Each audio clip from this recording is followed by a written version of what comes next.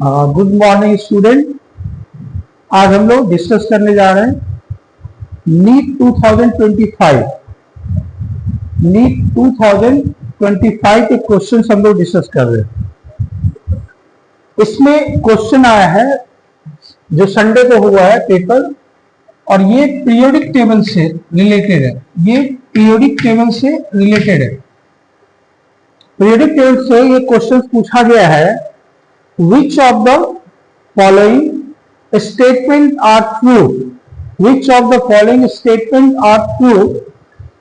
First option है unlike gallium that has very high melting point, comma है ये, cesium is very low melting points। Actually में gallium और caesium दोनों का मेल्टिंग पॉइंट लो होता है। सीजियम और गैलियम दोनों का ही मेल्टिंग पॉइंट लो होता है। तो फर्स्ट ऑप्शन तो पॉसिबल, फर्स्ट ए तो पॉसिबल नहीं है। सेकेंड ऑप्शन का है on Pauling scale the electronegativity value of nitrogen and chlorine are not same. जबकि इलेक्ट्रॉन निगेटिविटी को मेजर करने के लिए बहुत सारे स्केल है, उसमें से 3-4 स्केल हम लोगों को पढ़ना है। उसमें से एक स्केल है पॉलिंग स्केल। पॉलिंग स्केल के अकॉर्डिंग नाइट्रोजन और क्लोरीन का electron negativity near about same होता है, इसलिए ये भी पॉसिबल नहीं है। ये भी क्या है, गलत ऑप्शन है।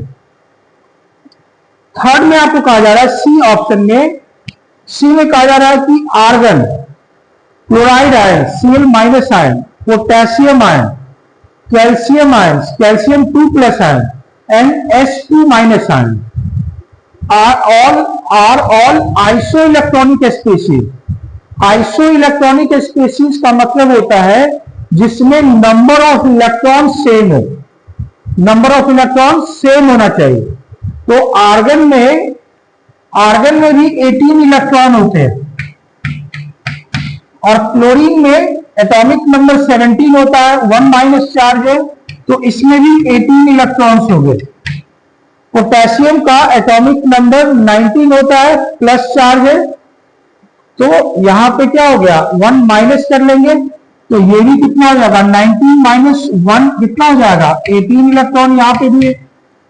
कैल्शियम में 20 इलेक्ट्रॉन होता है, क्योंकि इसका एटॉमिक नंबर 20 होता है, तो 20 में से 2 माइनस करो, क्योंकि पॉजिटिव साइन है, पॉजिटिव मतलब लॉस को बताता है, तो यहां पे भी कितना हो गया, आपको 18 इलेक्ट्रॉन हो गए।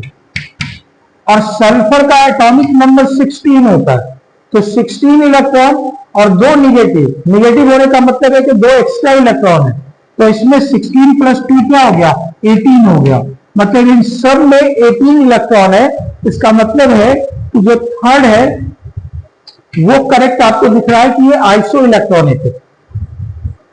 फोर्थ ऑप्शन आपसे कहा जा रहा है डी में, the correct order of first ionization enthalpy of sodium, magnesium, aluminium and silicon. जब आप पीरियोडिक टेबल्स में लेफ्ट से राइट की तरफ जाएंगे, जब पीरियोडिक टेबल्स में आप लेफ्ट से राइट की तरफ जाएंगे, तो लेफ्ट से राइट की तरफ जाएंगे तो सोडियम आएगा, उसके बाद मैग्नीशियम आएगा, उसके बाद एल्युमिनियम आएगा, उसके बाद सिलिकॉन आएगा। तो लेफ्ट से राइट जाने पे हम लोग जानते हैं कि जेड इफेक्टिव का वैल्यू इंक्रीज होता है, तो आयनाइजेशन इंथैल्पी का वैल्यू भी क्या होता है, इंक्रीज होता है। But in case of Mg, magnesium और एल्युमिनियम, मैग्नीशियम और एल्युमिनियम में अगर देखें तो यहां पे जो है ये S में इलेक्ट्रॉन होता है, मैग्नीशियम का एटॉमिक नंबर 12 होता है, तो 12 होगा तो आप इसको क्या लिखोगे, 1s2 2s2 2p6 3s2। ये मैग्नीशियम के केस में लिखा हुआ, और एल्युमिनियम में आप लिखोगे 1s2 2s2 2p6 3s2 और 3p1। अब यहां पे जो मैग्नीशियम है उसका इलेक्ट्रॉन, जो आउटरमोस्ट इलेक्ट्रॉन है वो S में है, तो एस न्यूक्लियस के मोर क्लोजर होता है। इसके वजह से क्योंकि दोनों में नंबर ऑफ सेल सेम है, दोनों का आउटरमोस्ट सेल सेम है, यहां भी n का वैल्यू 3 है और यहां का भी n का वैल्यू 3 है, तो यहां पे आप देखें तो ये जो है इलेक्ट्रॉन जो है वो न्यूक्लियस के मोर क्लोजर होगा। तो जो इलेक्ट्रॉन न्यूक्लियस के जितने क्लोजर होगा उसका न्यूक्लियस के साथ फोर्स ऑफ अट्रैक्शन उतना ही ज्यादा होगा, और फोर्स ऑफ अट्रैक्शन बढ़ेगा तो इलेक्ट्रॉन्स को रिमूव करना डिफिकल्ट हो जाएगा। तो इलेक्ट्रॉन्स को रिमूव करने का जो टेंडेंसी है वही आयनाइजेशन एंथैल्पी को रिप्रेजेंट करता है। जितना ज्यादा एनर्जी रिक्वायर्ड होगा for the removal of an electron from an isolated gaseous atom is known as the ionization enthalpy. So magnesium का आयनाइजेशन एंथैल्पी जो है एल्यूमिनियम से क्या होना चाहिए, ज्यादा।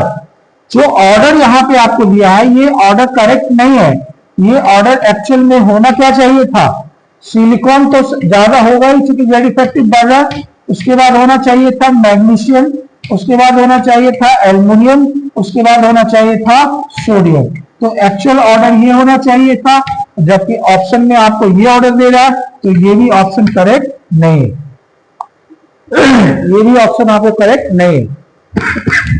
अब हम लोग देखते हैं ई ऑप्शन, 5 ऑप्शन दिए हुए हैं आपको। The atomic radius of caesium is greater than the lithium and rubidium.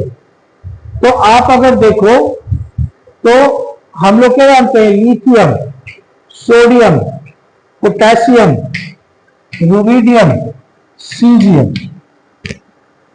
यहां पे n का वैल्यू कितना लेते हैं, 2। यहां पे n का वैल्यू कितना होता है, 3। यहाँ पे n का वैल्यू होता है 4, यहाँ पे n का वैल्यू होता है 5, और यहाँ पे n का वैल्यू होता है 6। नंबर ऑफ सेल जितना ज्यादा होगा उसका साइज उतना ही बड़ा होगा। तो रुबिडियम से सीजियम का साइज क्या होता है, बड़ा, छोटा होता है, और लिथियम से तो बहुत बड़ा होगा सीजियम का। तो जो 5th ऑप्शन है ई, वो भी आपको क्या है, करेक्ट है। तो मुझे यहाँ पे सी और ई जो है करेक्ट लग रहा है, तो आप इसमें से ऑप्शन में से आइडेंटिफाई करें सी और ई। तो सी और ई ऑप्शन आपको कौन सा है, सेकंड है। तो सेकंड ऑप्शन यहाँ पे क्या है, करेक्ट है। मैं धीरे धीरे ऐसे ही जितने भी नीट में आए हुए क्वेश्चन है मैं आपको सॉल्व करूंगा और आपको बताऊंगा। आपको कोई दिक्कत है या कोई टॉपिक पढ़ना है या इससे रिलेटेड कोई भी इंफॉर्मेशन आपको चाहिए तो आप मुझे कमेंट बॉक्स में लिख सकते हैं। मैं आपको जो हो सकेगा मैं आपको हेल्प करूंगा। Thank you.